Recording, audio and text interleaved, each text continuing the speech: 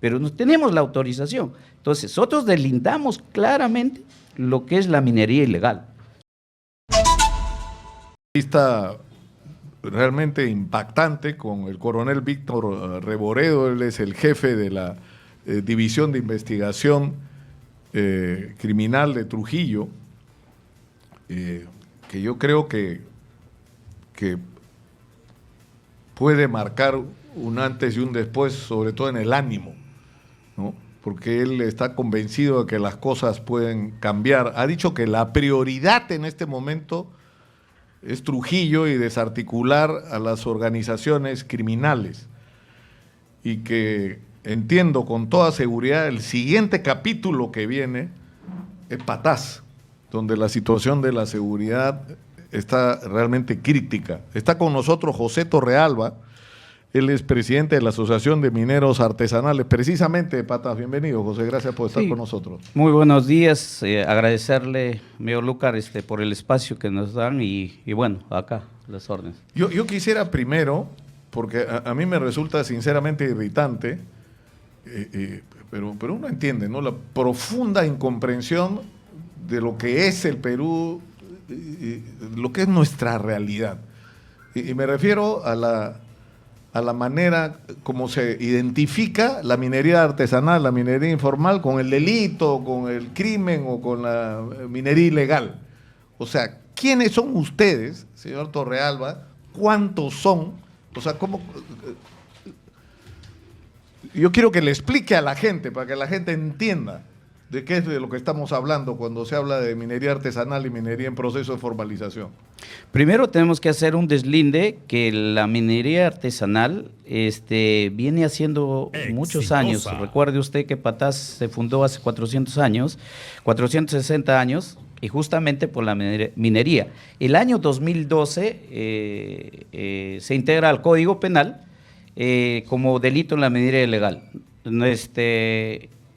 Ahí los mineros del distrito de Patás, que veníamos haciendo la actividad, ingresamos a un proceso de formalización que el día de hoy, usted lo tiene acá, lo puede ver, y somos muy identificables. Todos los mineros están identificables, 1.460 mineros que ingresaron al proceso de formalización, identificados con nombre, ubicación, coordenada, son aquellos que ingresaron a través de un documento que se llama la declaración de compromiso, ¿no?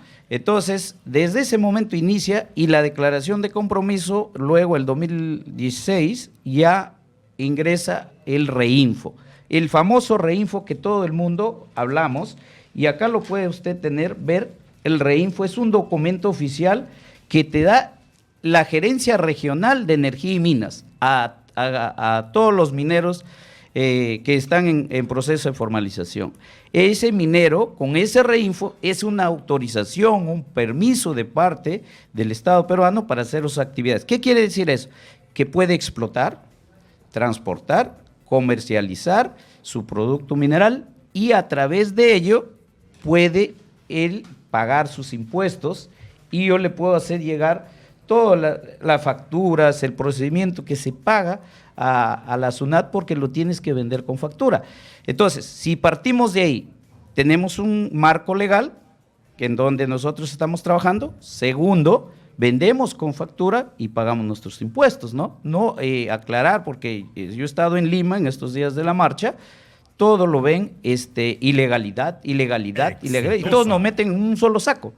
Claro, por eso es importante la diferencia que ha hecho hoy el coronel Reboredo, ¿no? Donde incluso en un momento ha dicho que ustedes son aliados en la guerra contra la delincuencia, que es un asunto del que vamos a hablar más adelante. Pero ahora yo creo que es importante ir al tema. O sea,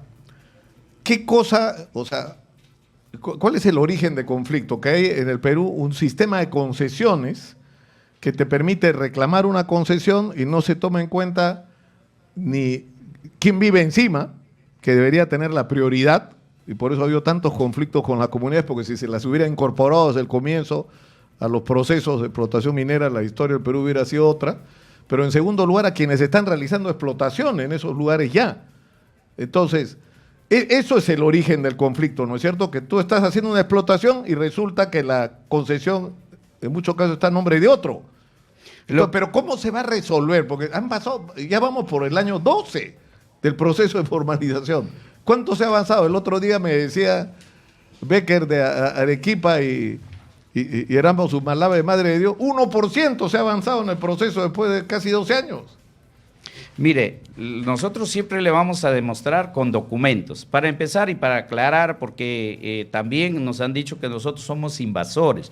Tenemos que aclarar que el distrito de Patás fue dueño de la superficie, es dueño de la superficie y fue dueño de los denuncios mineros que Velasco Alvarado lo dio a Patás. Por malos directivos en Comonenda, con Compañía Minera Porosa, lo compraron esos denuncios. Entonces, eso... A la historia nosotros estuvimos antes que ellos, antes, ya nosotros hacíamos minería en el distrito de Patás. Segundo, usted cuando refiere cuánto tiempo más va a tener, el problema es el cuello de botella, es el contrato de explotación, que debe ser un acuerdo de las partes entre el dueño de la concesión y el minero artesanal. Yo le voy a demostrar acá 14 mesas de trabajo con intermediación del Ministerio de Energía y Minas, con Compañía Minera Poderosa, de esta asociación que yo represento, 14 mesas de trabajo para poder llegar a acuerdos para firmar el contrato, lo que no se llegó a firmar. El 4 de diciembre hicimos llegar un oficio al Ministerio de Energía y Minas, que lo tengo también acá, para que nuevamente promueva las mesas de trabajo para poder ver sobre el contrato de explotación, porque ya el 31 de diciembre de 2024 ya no tenemos un marco. Ya vence. Porque además, lo que pretendía el Ejecutivo y que mucha gente no entiende es que ese plazo venciera el 25 de marzo. Es decir, si hasta el 25 era, ¿no es cierto? 21 de marzo. Si hasta el 21 de marzo no había cerrado tu proceso de formalización, que además era el caso del 99% de los inscritos en el Reinfo, simplemente pasabas a ser ilegal. ¿Y eso qué quiere decir? Que alguna gente pensaba que lo que tenía que ocurrir es que entre el ejército a sacarlos ustedes de la... O sea, perdieron el sentido de la realidad y de la afectación y además de todo lo que se ha estado trabajando estos años. No, la diferencia es que esa norma, ¿por qué se derogó? En primer lugar, porque no le dieron facultades. O sea, para eso, para hacerlo. ¿No? El Congreso tiene que ver eso, ¿por qué? Porque no le dieron facultades para legislar sobre minería artesanal. Ese es claro, por ser inconstitucional. Segundo, directamente dice, vamos a luchar contra la minería ilegal.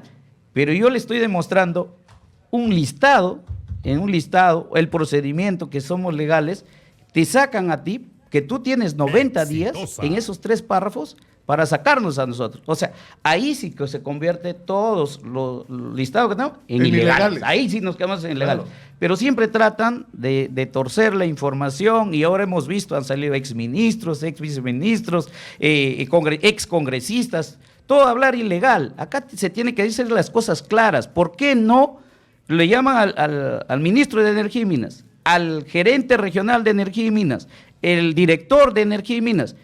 Diga quién son estos señores. Nosotros tenemos autorizaciones. Que diga quiénes somos. No, pero llaman los ex.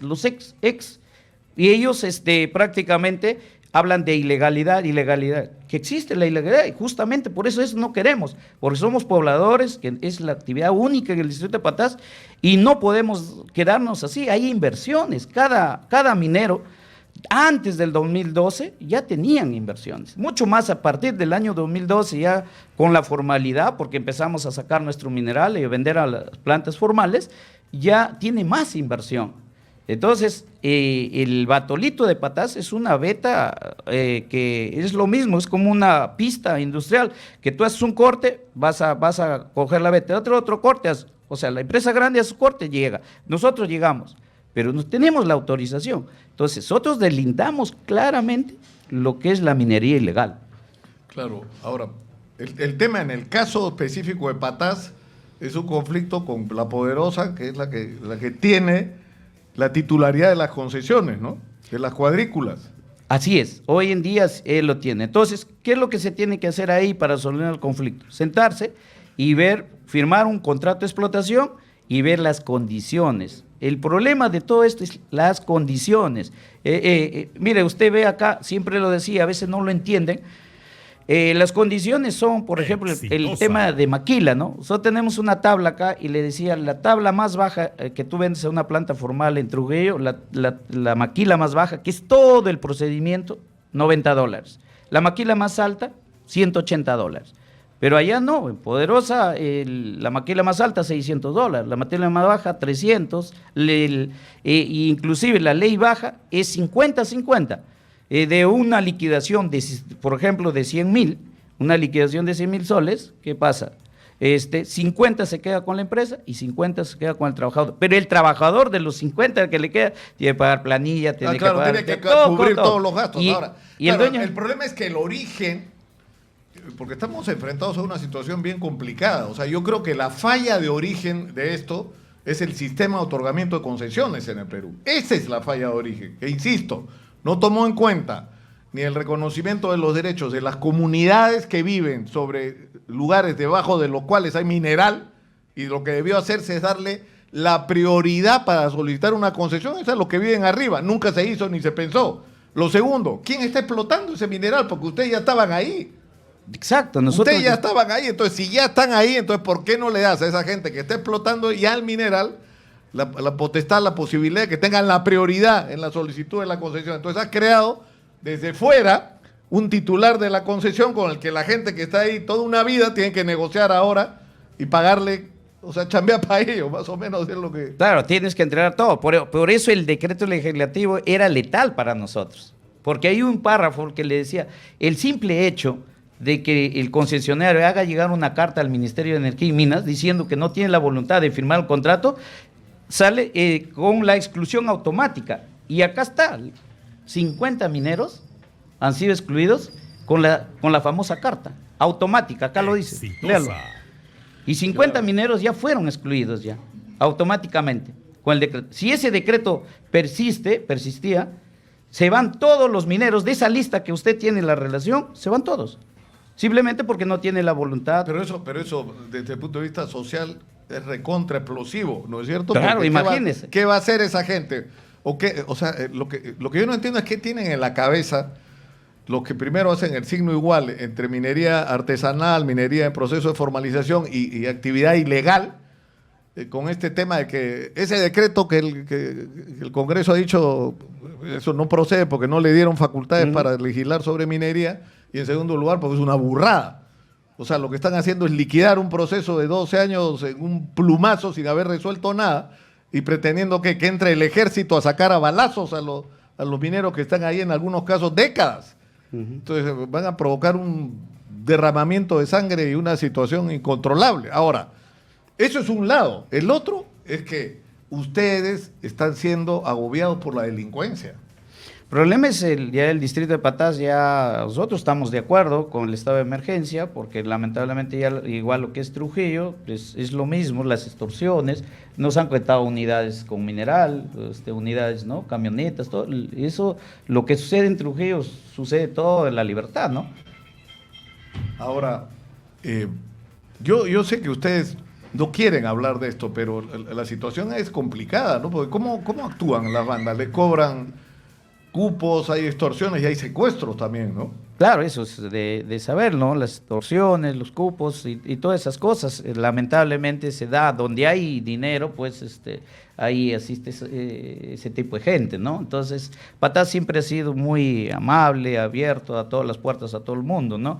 Entonces, acá debemos hacer juntarse todos y hacer una lucha frontal para vivir tranquilos, ¿no? Claro, porque ahora hablamos que son enemigos, ha dicho Víctor Oro, no son enemigos los mineros. Los mineros son aliados. El problema es que ellos también son víctimas de los delincuentes, ¿no? Claro que sí, por eso le digo, teníamos que separar la paja del trigo. Nosotros siempre estamos, y somos identificables. No es que no seamos identificables. Esa relación, ese reinfo te identifica dirección, teléfono, coordenada, donde haces la actividad. No confundamos con la ilegalidad y mucho más. Yo estoy de acuerdo que haya las intervenciones, pero no estoy de acuerdo, por ejemplo, hay mineros que muchos años trabajamos allá, somos gente allá, yo he nacido allá, mi familia es de allá, entonces trabajamos eso, lo único que hemos heredado es esa actividad. Entonces, como dicen, de un plumazo sacarnos, nos ha visto para ir al Congreso de la República y reclamar, ¿no? Yo le agradezco mucho a José Terrealba, presidente de la Asociación de Mineros Artesanales de Patás. En realidad la intención de esta conversación era, sinceramente, desatar un poco a alguna gente que está desinformando a la opinión pública sobre lo que significa la minería informal en el Perú. No tienen ni idea de lo que están hablando, no tienen idea del país en el que viven y deberían comenzar por escuchar, como hemos tratado de hacer esta mañana con usted, señor Torrealba. Muchas gracias. No, muchas gracias. Agradecerles y decirle pues que nosotros todavía tenemos otra etapa más, lo que es un proyecto de ley para garantizar nuestras actividades, porque el Ministerio de Energía y Minas desde el 2021 le dieron un mandato para que elabore un proyecto de ley y hasta ahora no lo ha hecho.